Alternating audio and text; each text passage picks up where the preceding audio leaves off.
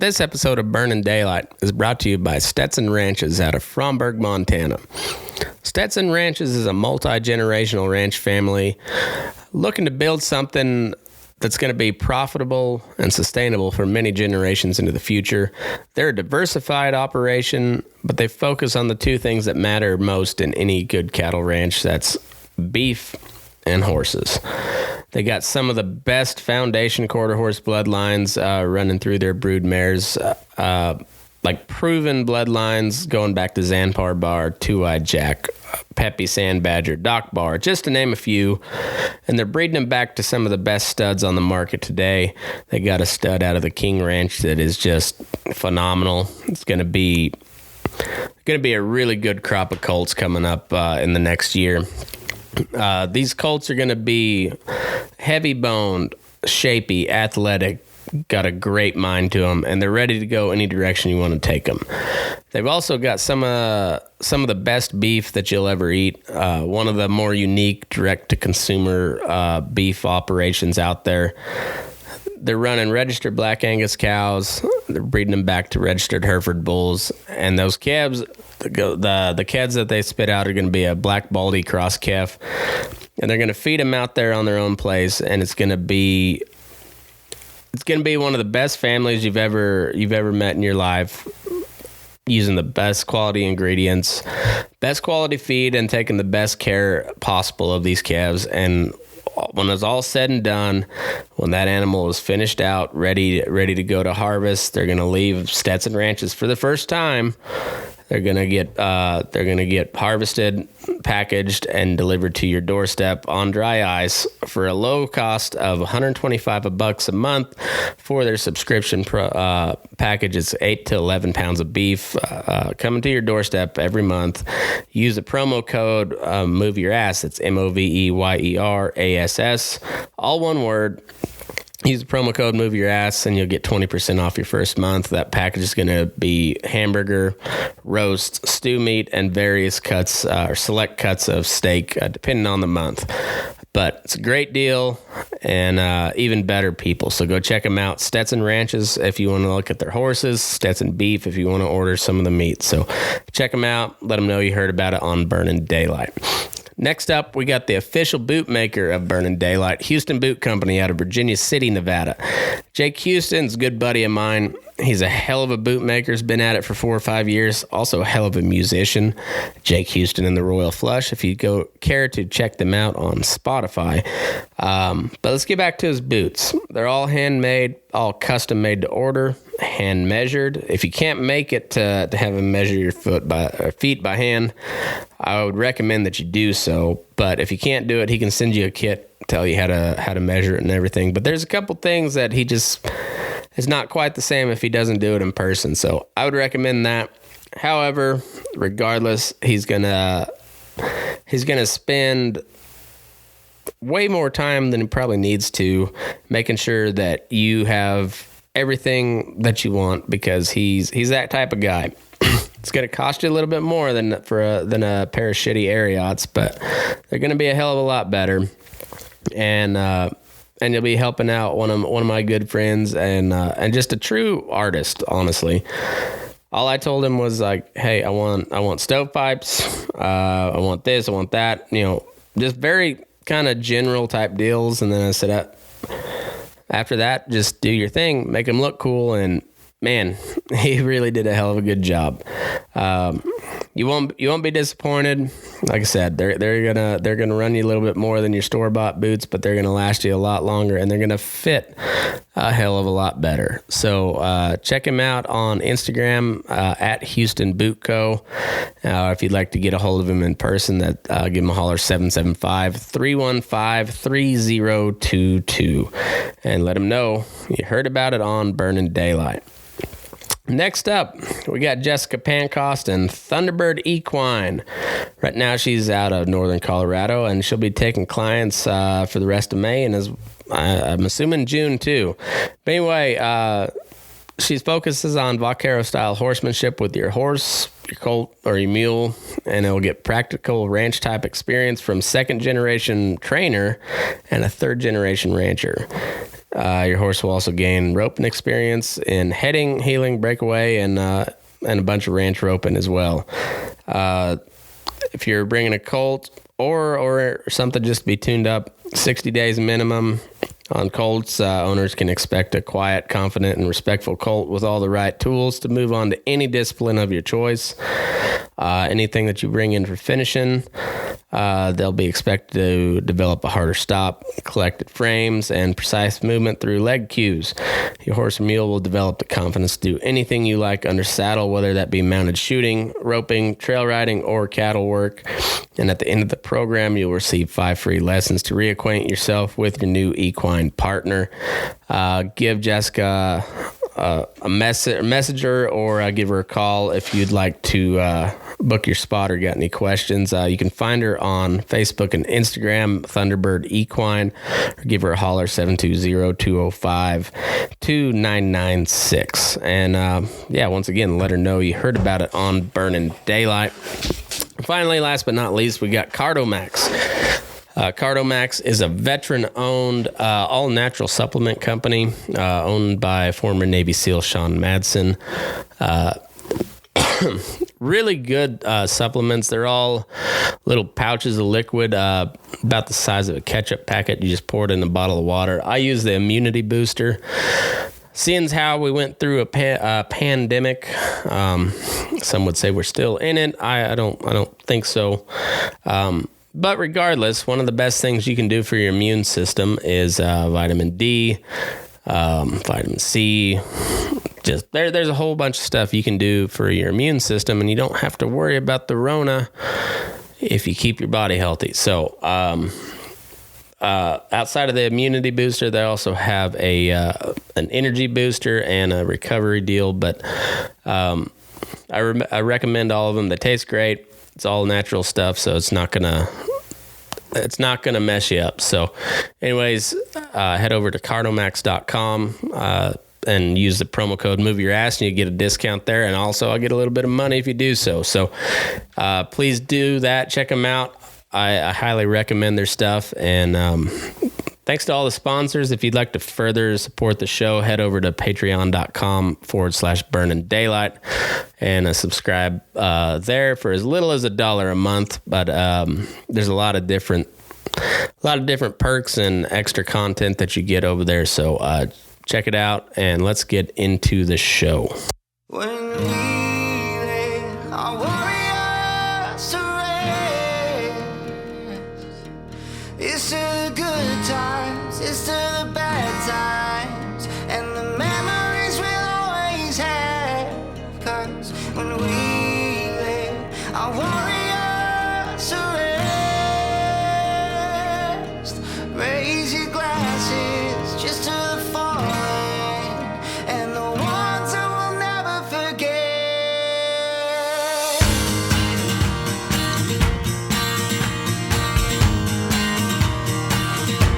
Oh, you fought your last fight. Take the torch from here. Tonight we'll celebrate your life. We'll tell tales of the past. The hell that we raised. Your memory will last. Until we meet again. To the fist fights, to the late nights, to the waking up drunk. To all the scars and still-been tattoos. For all the laughs and photographs you'll never see the day. My friend, this one's for you. When we lay our warriors to rest, it's to the good times, it's to the bad times, and the memories we'll always have. 'Cause when we lay our warriors to rest, raise your glasses just to the fallen and the ones who will never forget, will never forget,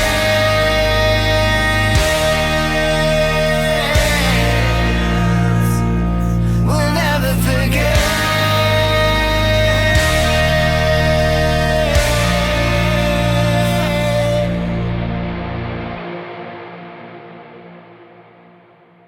Well, howdy there, Daylight Burners. Happy Monday. It's Memorial Day, and I never know how to address what the greeting is for Memorial Day, because it's not particularly a happy day. So I typically say Happy Memorial Day, but I don't mean Happy Memorial Day. You know, I don't know. It's just one of those weird, not a weird holiday. I think it's an important holiday.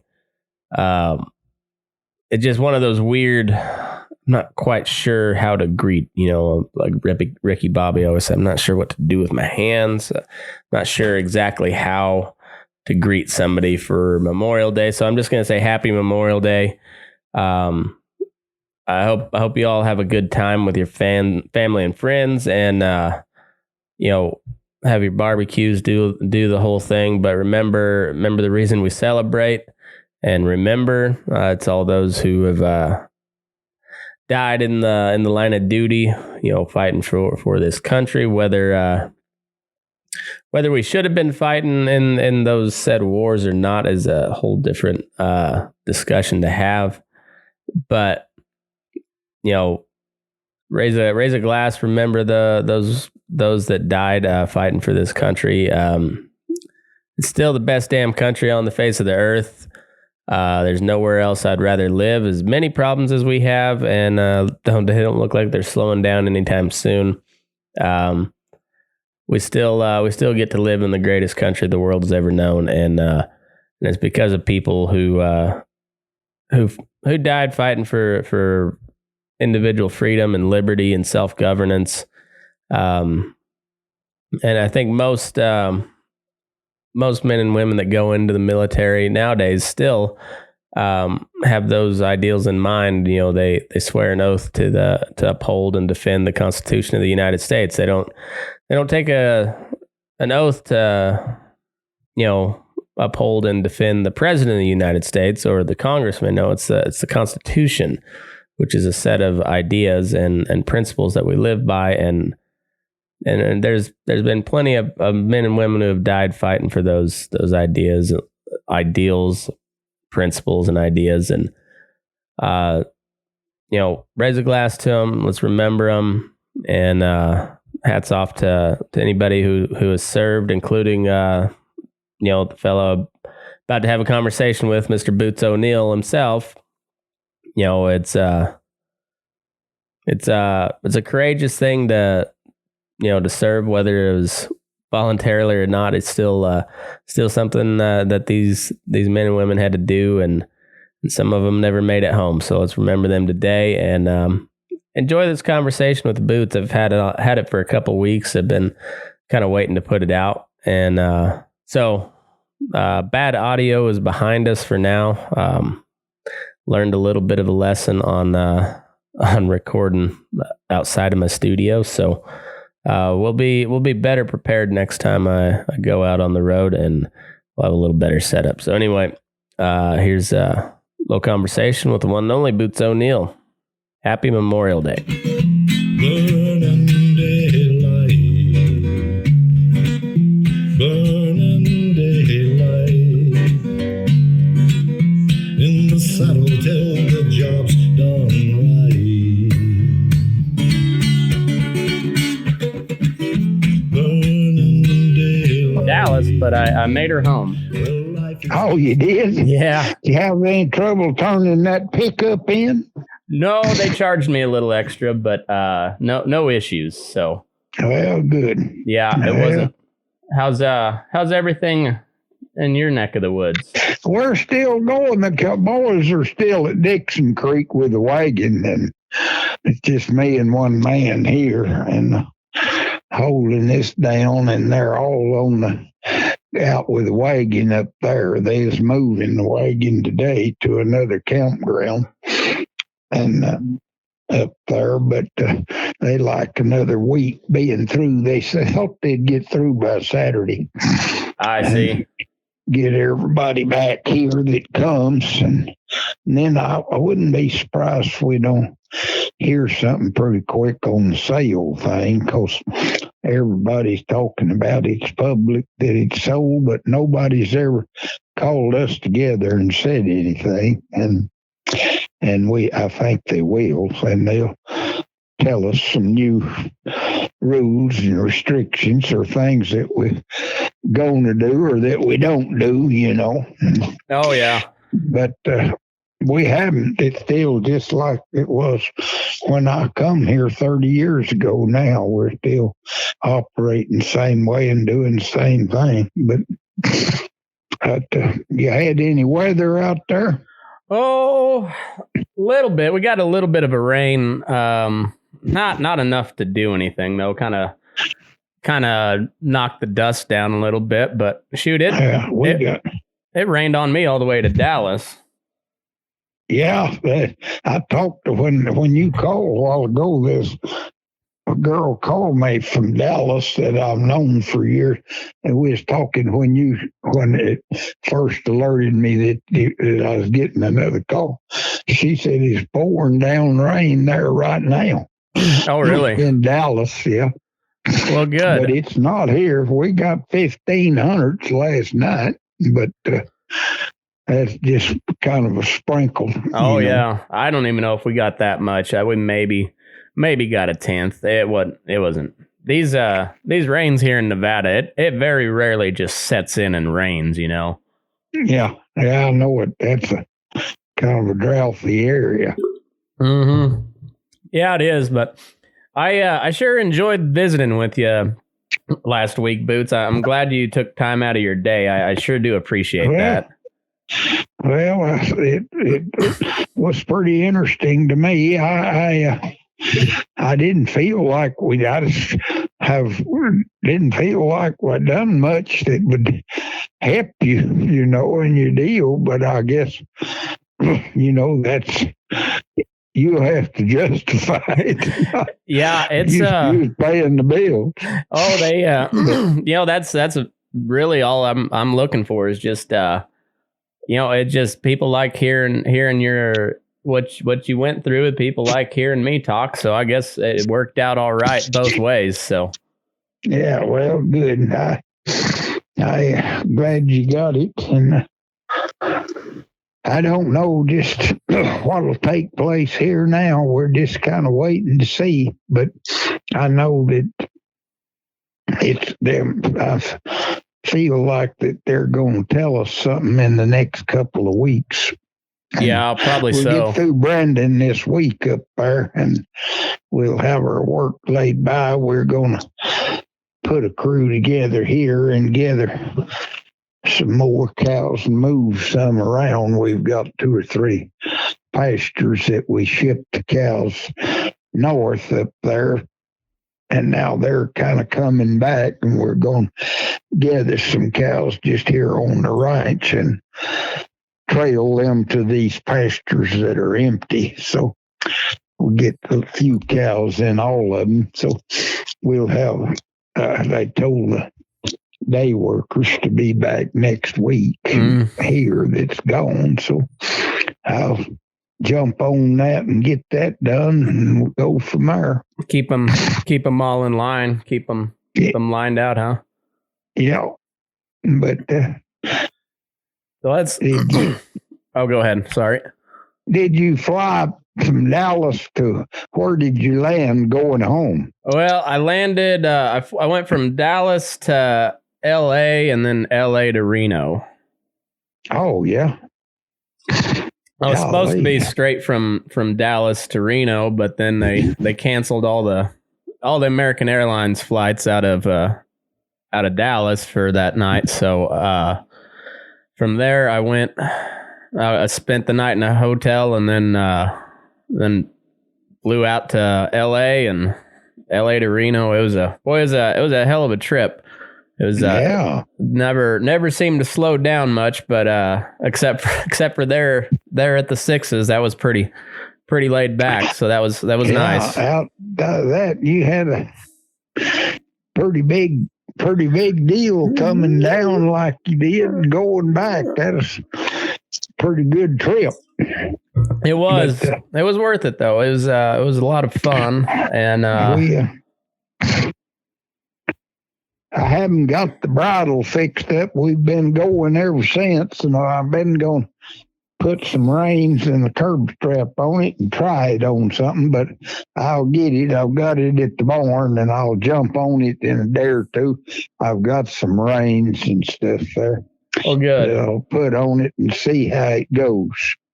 I'll let you know how it works. I hope you do. I think you'll like it. I rode it a little bit, and it's Yeah, it looked like pretty good little bit. I like short shank. I've got 2 or 3 bridles that I use a lot that are short shank.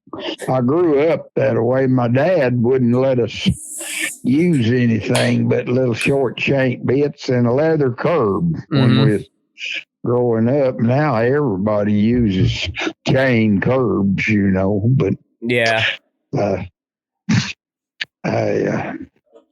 I like them both. I don't know. I'm a short shank bit myself. I like short shank and a broken mouthpiece most of the time, but I've got some of them. I've got some bits that are made in this country by a legend that's dead now that was American that some of them cost me $10 or $15 when he made them 50 years ago, and they tell me now they're worth 8 or 10,000 a pair. I've got probably 5 or 6 sets of them spurs and bits that people tell me if just let them know if I want to sell them that they'd like to bid on them, but that they'll bring $8 or $10,000 a piece. Yeah, who made them? Made by Adolph Bars. Oh yeah, and he was a legend of a bit maker and spur maker. Oh yeah. Did you know him personally? Yeah, I knew him personally. Worked for Wagner's a long time, and he was just 4 miles off from it. We'd camp wagon up there. We'd all go over there of a night and see him, you know, back in the 50s. Yeah. And stuff that he made, I've got mounted spurs that he charged me $17 for that people tell me will bring $10,000 now. Ooh-wee. If I want to sell them. But I haven't never sold. I've still got every bit of it. Yeah, I always have a hard time trading off custom made stuff. You know, nearly everything I've got, I had made and started with it. I never have done much trading, but some of the guys trade. You know, they'll trade during the day, trade bridles and trade bits and stuff. Oh yeah, I just never have been into that and figure I'd get cheated if I did because I'm not very smart. I don't know if I get something made, I usually want to keep it because that's why I had it made. So I have a hard time trading stuff like that off, but I'll come across some other stuff that I don't mind letting go. But if I had it made for me, I kind of like to keep a hold of it. Yeah. Yeah. It's like all my bars stuff. I think I've got 3 of them bits, and I've got 2 pair of spurs, and I've got stainless steel cinch rings and stainless steel flank cinch buckles and stuff that bars made that everybody talks about how valuable they'd be if he wants. They got his name on them. But he died in 79, so they ain't gonna be no more of them. No, my dad has got a pair of Bob Blackwood Bronx spurs that are probably worth quite a bit of money. Yeah, he was in Arizona, wasn't he? I think so. And I don't have many. You know, I guess I've got plenty of rare bits. That one I gave you, I'd say is pretty rare. Nobody else has a Vaquero whipping a T-Rex on a concho. Yeah. I don't think so. But I don't have any of those. I guess real expensive. Historical type bits. I wouldn't have any if it wasn't for bars being, because all that stuff. The highest I ever paid him for a pair of bits was $35, and they $35. Now then, they say that any of them bits that I've got will bring 6,000 or 8,000, and if we won't sell them, but it's the name Oh yeah. that they're buyers bits, And, Oh yeah. And them cinch rings, he charged me $5 for that set of cinch rings, and I don't know what they'd bring now, but they'd sell pretty high just because there ain't no more of them, Oh yeah. Yeah, and my dad's got another. Well, we made him a custom bit for his 70th birthday here. That's been 6 years ago. I have Don Albert. I don't know if you know his name. He's from up in No, I don't. eastern Colorado, but I had him make a bit for my dad, and then he's got a pair of Billy Rogers Spurs, and he's out of Campo, Colorado. But yeah, there's a lot of people that get really into that collecting stuff, and I don't have enough money to do that. Yeah, I don't have much money, but I've got a lot of stuff like that.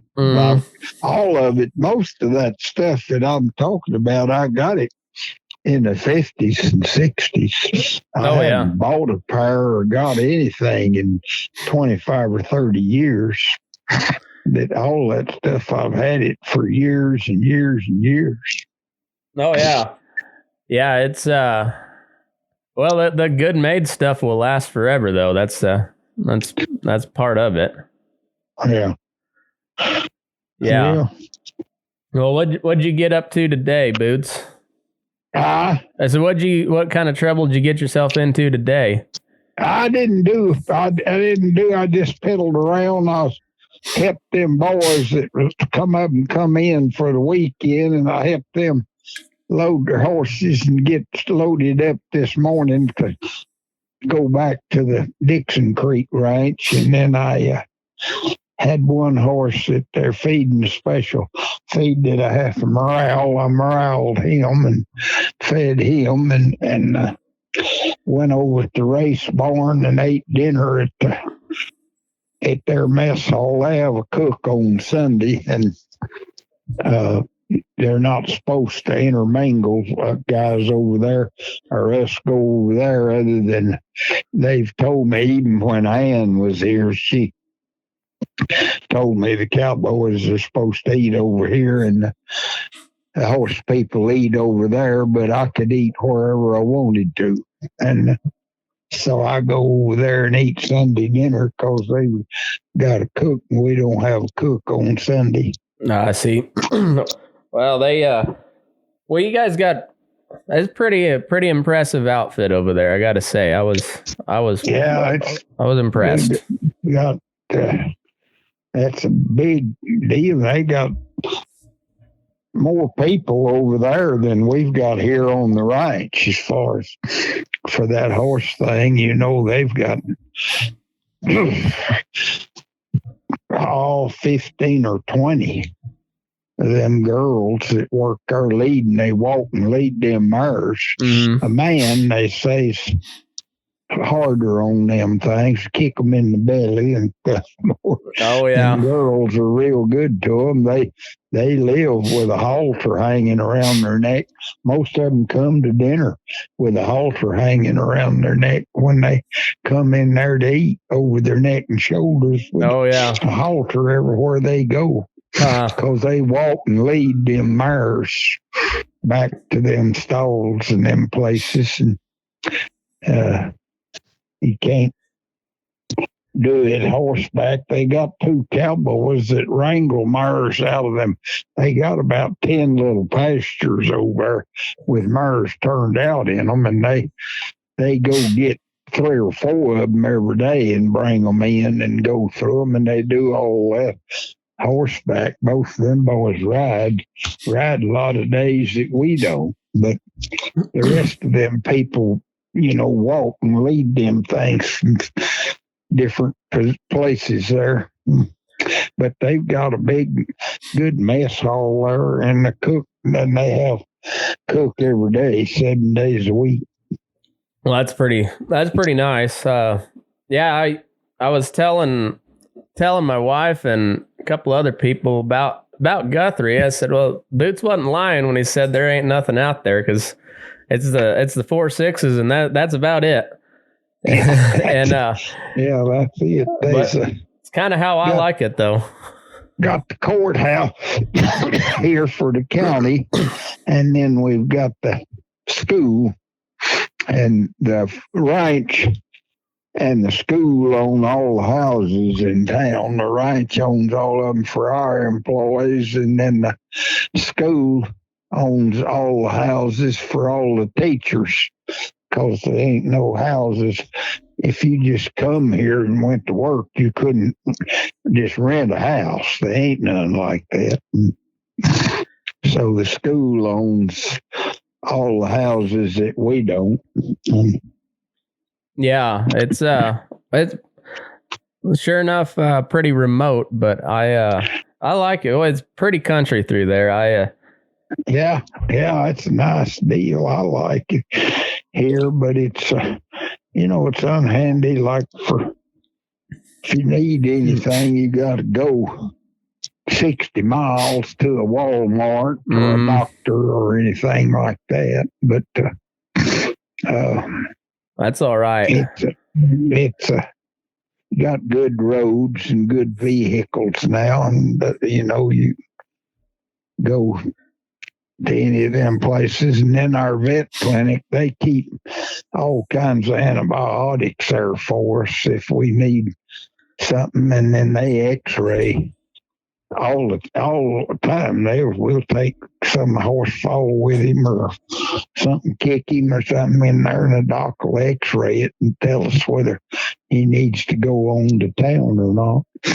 And they got a good x-ray room and in the clinic. When I was working at that cactus yard up in Kansas, I used the ultrasound machine when my wife was pregnant to see my little girl. I think I did it with both my kids, but my wife didn't think it was possible. And I thought, that's just an ultrasound machine, just like they use at the doctor. I mean, it's a little not as advanced, but it does the same thing. Yeah. And sure enough, all we saw was just a little heartbeat, just flashing heartbeat. But sure enough, saw it. And it's kind of funny because I've preg checked a lot of cattle with ultrasound, and it's the same concept on a woman. When you rub it on her belly, you look for the bladder first, and then from there you can find the uterus pretty easy. Yeah, it's kind of funny. Just the biology is all the same. Yeah, it's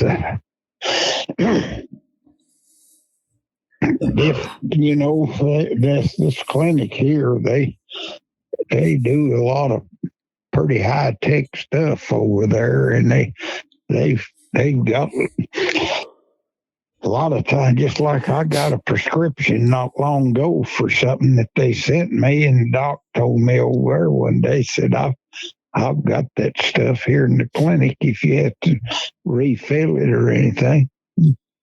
That I didn't know they'd even had it there, but that's pretty handy. Yeah, they used to give us flu shots, and they'd give us people have an allergy, they'll give you an allergy shot and stuff. There at the clinic, we got a nurse that works there in that thing. She's a school nurse, and then our nurse, and she works in the office over there. But anytime I get a prescription or do anything for me, I take it over and ask her what it is. She can look it up and tell me exactly what the stuff is. Yeah.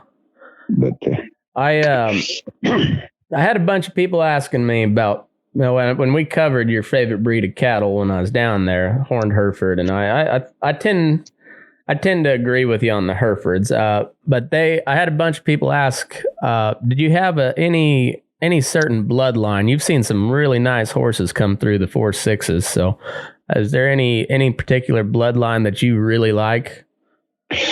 Well, we, of course, I think the bloodline that made this thing in the modern times was Tanqueray Gin. Mm-hmm.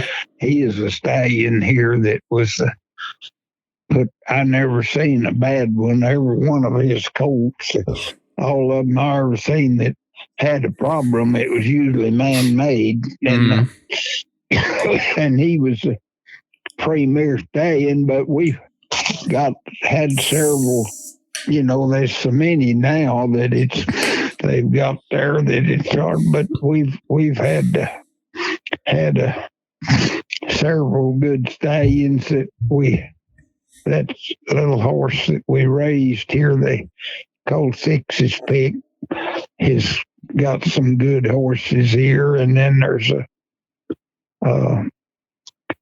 that Playing Stylish has put, he's dead now, but we still got some of that semen. He died on the operating table at Texas A&M. Oh, 4 or 5 years ago, but we've got semen. that's a play gun, own son of play gun, right? Yeah, he's I'm not sure on the breeding. I can't think right now, but he was here several years Playing Stylish. He was the world champion cutting horse at one time before we got him. But he put a lot of good horses here, and I've had several of them still. I've just got 5 that I call mine in a mount now, but 2 of them are Playing Stylishes. And that's pretty good. Throw some pretty good babies in, huh? Yeah, he's good. And Playing Attraction is a stud that we raised here that won everything they had at Reno one year. I got about 4 saddles on him there that year. Jeez. And he's over here in the barn, and he's a Playing Stylish. He's by Playing Stylish, but we call him Playing Attraction. He's a real good horse and has put some good horses here. And but I don't know, the cats is taking over nearly all the young horses here that are coming on, and I don't ride any of them, but they've got this 35 of these young horses here that are Roan Betty's cats. Yeah. And all the boys really like them. So we think they're going to be the main thing in the future. Yeah. A ranch horse has to get 5 or 6 years old. A trainer and training, he can have a 2-year-old really going, but to punch cows, you can't push him like that. We don't ride. We just get a 2-year-old to go and then ride him as 3-year-old little, and then when he's 4, start putting it on him, and they're 4 or 5 years old before you know that they're going to be good ones or not. So ranch horses. Oh yeah, for sure. I always like to put like 10, 15 rides on them as a 2-year-old at the most. And then, ride them a little bit, probably 60, 90 days as a 3-year-old. And then, like you said, 4-year-old, that's when you go ahead and put them to work. And it takes a couple of years to figure out if they're going to be good after you, sure enough, put them to work. These horses here we've backed it up a little now because we got gentler cattle and it's easier to work than these Angus cattle. But usually we used to figure a horse was 5 when we started really putting it on him. But now most of these horses, by the time they're 4, we're using them pretty good because these drives and rounds that we make are easier, and the cattle are easier to handle, and the little horses do better, and we brand our calves a little quicker than we used to, and they're not as big, so the little horses can drag them out better Oh yeah. and stuff like that. But Yeah, it's pretty wild how things have changed. I'm pretty jealous of you, Boots, that being able to ride all those really nice, nicely bred horses over there at the Sixes. You know, I mean that's pretty neat. I've rode some pretty nice horses, but nothing quite like that. This outfit's got, we've got 24 studs over there right now. Oh yeah, and you're not the normal ranch horse outfit either. So that's pretty handy. Big bunches of horses here, and they can have all you want. If them boys, everybody can pick one, and then they can tell anybody that wants another and pick him another one. And then if anybody wants three, well, they can pick him another one. Oh, that's awesome. Because there's lots of them, and they want them rode. But we've got them all going right now. That we started this year. They took a bunch of broncs with them to the wagon up there, and they're riding them old horses on the round in Brandon, and then they're all riding broncs of the evening. When they get in there, they eat dinner, and if they through Brandon, well, they ride broncs of the evening, and just keeping them going. And yeah, they're it's amazing. I was taking a whole bunch of pictures of those horses when I was just kind of walking around. I just love being around horses. I don't know what it is. There's something, the school that my wife teaches at. There's a Paiute, I think it's Paiute. Yeah, Paiute Indian reservation right there, and one of the counselors was a great big Indian fella. Had full braid, long down his back, and big guy. And he said that the old story goes with the Indians is like they were never complete until they found the horse, and then once they found the horse, they were complete. And I don't know. I've always I don't know. There's something about being around horses. They're just a different kind of animal, but I sure like them. Yeah. They all outfits in this country always had bigger removers than they did in Arizona and Nevada because they had more grass. They could handle them. See, it was not unusual here for these big ranches in this country to have 150 saddle horses in the remover, but most of those outfits out there, like Babbitt's, was bigger than any of these places, but they'd have 10-man crew with 5 or 6 horses apiece, 50 or 60 horses in the remover. But we had went there at Wagner's, and I worked there 25 years. We had 225 horses in that remover a lot of times, and taking them with us, catching them in a rope corral. But what's your favorite country if you're just out prowling, just checking cows? What's your favorite country you ever rode? Oh, I don't know. I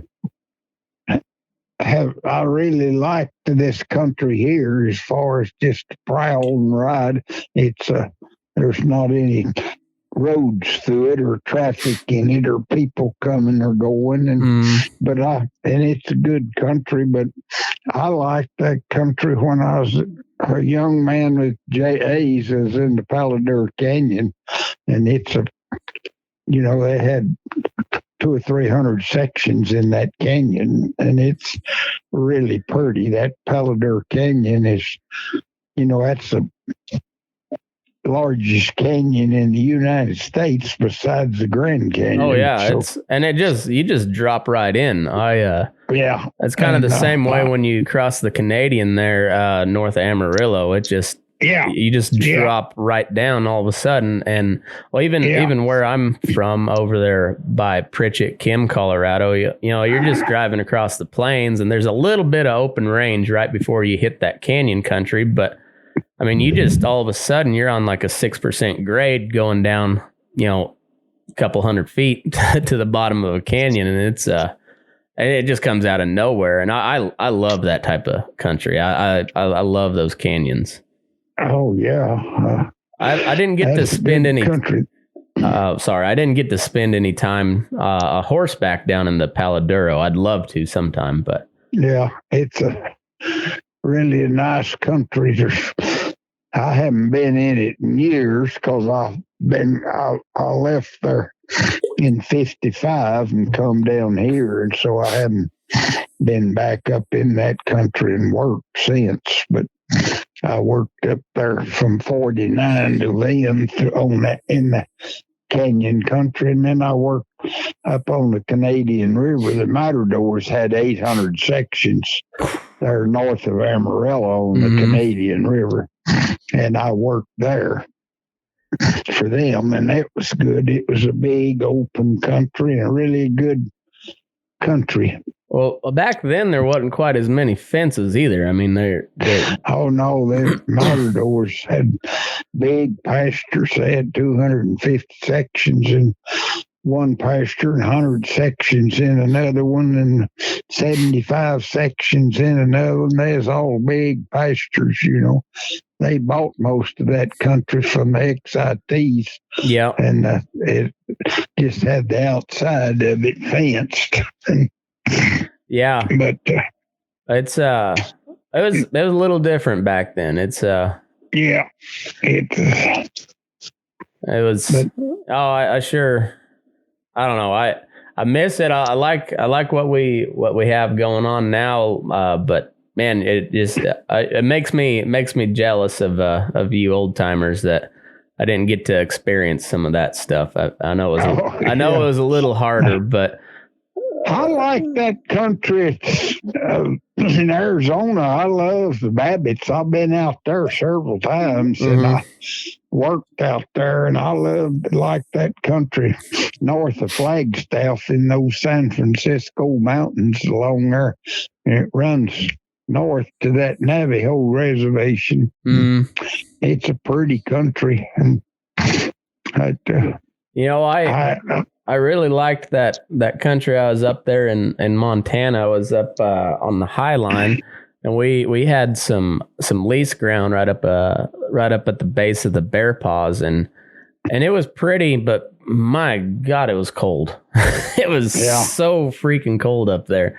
Yeah, I don't know how we had 3 ranches leased for 5 years in that country, and it was tough. We had cattle freeze to death up there that we took up there from here, and storms and stuff. It was pretty tough. We was just 35, 40 miles off the Canadian border on one ranch. I stayed there 2 or 3 months one time taking care of it, and it was really a good country. I liked it, but it was pretty big. I wasn't there in the winter because they can't do nothing there in the winter but just feed hay. That's about it. That's about it. I never have been. I just don't like feed hay in the pasture, but in that country they have to feed hay every day. And them boys, all them cowboys that are natives in that country, they know they're going to hay all winter. Oh yeah. But here you make these boys that all quit. Yes, and all hay out in the pasture. Oh, I bet. Yeah, you get up there. There's not 4 seasons in Montana. There's 2. There's winter and getting ready for winter. Yeah, yeah, I guess that's about right. I found that pretty out. tough. I found that out the hard way, and like I said, it was a good learning experience up there. But it pretty well cured me of Montana winters. I don't want any part of it. I wouldn't want to try to cowboy up there, and of course they can't do much where we was. It's just solid snow and ice, and they just had tractors that they put hay out with, and some of them still had. They was the outfit north of us up there that had two big wagons, and they pulled 4 horses, each one of them pull hay out and put hay out with them every day. Yeah, There, but and then them boys in Nebraska that's got that big ranch up there, I can't think of their name. I'm friends with them, know them personally. or the Haythorns. They put out Haythorns, yeah. They put out lots of hay with horses now in that country. They got some of them big 6-horse teams that they put out hay with. Yeah, that place that I worked on, we did it with a tractor, but the neighboring place did it with a team. I always kind of wanted to, just sneak over there and help them feed hay one day, just to say that I'd done it, but I never did. I never got time for some reason. They Haythorns has got a lot of horses. They run a wagon too, a regular chuck wagon, and pull it with horses when they're branding and weaning calves, in spring, fall. But sure neat seeing that. I'm glad that some people still do the old style cowboying them. I think that's important. I hope we don't ever lose that. Yeah, some people in this country quit it years ago and then started back. They said it was they realized it was the most efficient way to feed the crew out there and go and get the job done is have a wagon, So they still, quite a few of them uses one.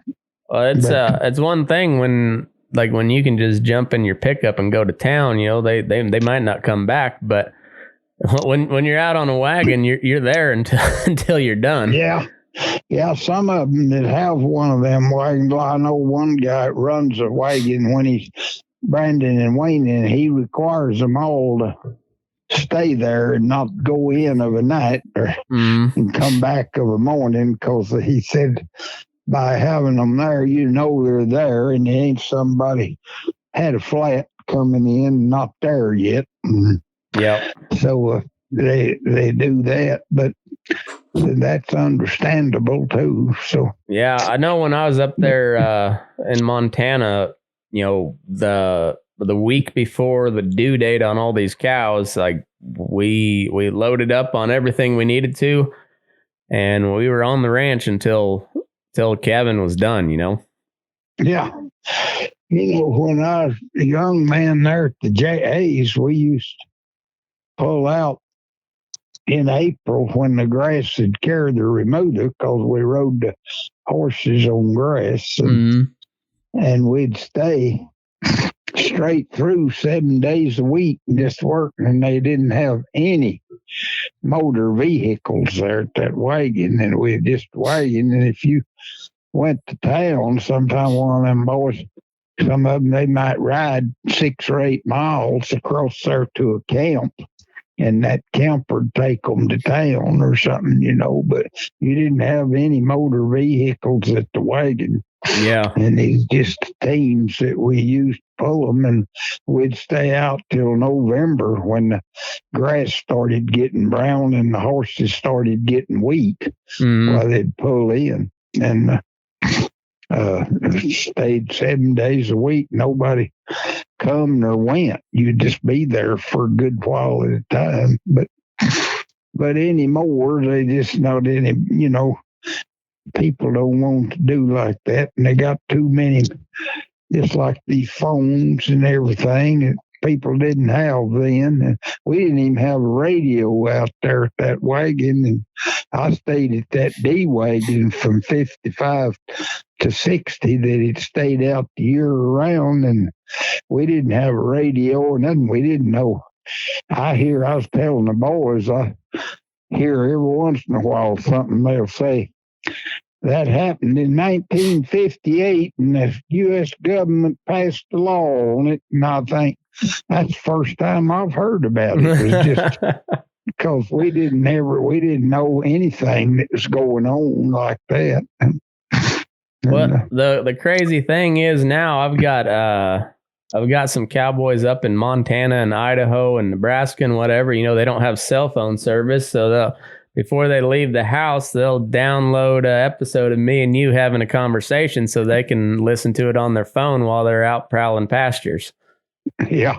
It's the wildest thing ever, I think. Changed deal. My daughter calls me every night from down there at Burnin. It's 100 miles over from here. Mm-hmm. Tells me that she saw me on Facebook today. I don't know who puts me on, but first one another of these guys will put a picture on Facebook of us doing something. Well, I've got her number saved in my phone, so I'm gonna make sure and give her a call here later this week, so I can let her know where she can find all of it. Yeah. But Boots, I can't thank you enough for your time. I sure appreciate it. I'm glad you called me a friend. That made me feel good. Yeah, so. Well, I enjoyed it, and I need to go feed my night horse here in a minute, and I'm through for the day. But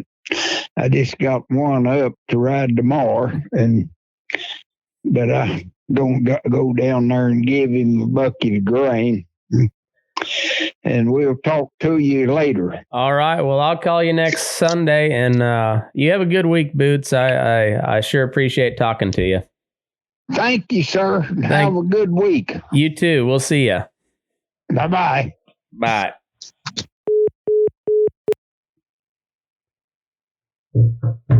And man, what a guy. I don't know. I'm sure there's a lot of people over the years that the Boots is called friends, but he introduced me all around the 4-6s as my friend from Nevada, and that I don't know. I feel like that's a pretty good honor, and yeah, just a cool guy. Still kind of can't believe I get to talk to this old fella every Sunday, but. Finally got to shake his hand, and he's the real deal. And one of these days, I'm going to get him to sign off the show. I haven't had every time I think about it, it's already after we hang up. But one of these days, Boots will tell you guys to move your ass because we're burning daylight. But until then, you'll have to suffer through me. So thanks everybody for tuning in. You got any questions you'd like me to ask Boots, shoot me a DM or email, whatever. Make sure you go check out the website, all that good stuff. Subscribe, like, review. And honestly, apparently on Apple Podcasts, if you write a review, that means more than all the downloads in the world, is if people rate it and review it and all that. So I'm gonna hold a contest through I don't know, at least a month, but whoever can, here's the qualifications. You have to give me a 5-star review on whatever platform it is, if it's Apple or Google or whatever. 5-star rating, and write your most underhanded or backhanded compliment review, and the funniest one. I'm not sure what you'll win, but you'll win something cool.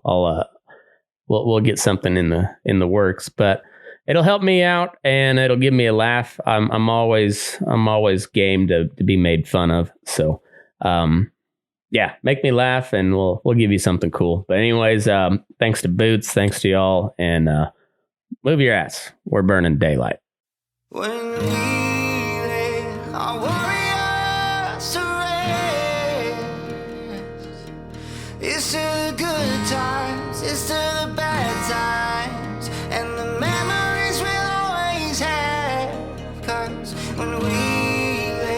I worry